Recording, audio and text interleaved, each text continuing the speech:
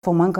շատ գոհ են լազերի ազդեցությունից, ոմանք ասում են այն այրում է, ավելորդ տրավմա է ստեղծում,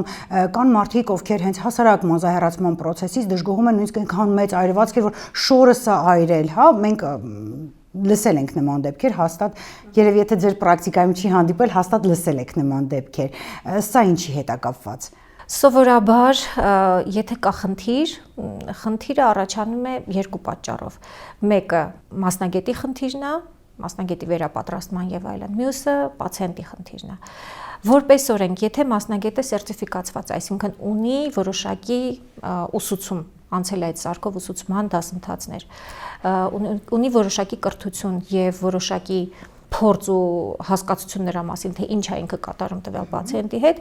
ռիսկերի քանակը մինիմալ է լինում։ Մյուս կողմից պացիենտը եթե չի կատարում այն ցուցումները, որ մասնագետը իրան տվել է, եւ ենթադրենք, թե մազահեռացումից հետո անմիջապես գնում է արև այրուկ է ստանում, բնականաբար ինքը կունենա պիգմենտացիայի խնդիր։ Բնականաբար մաշկի վերականգնման սցենարը ճիշտ ուղով չի գնա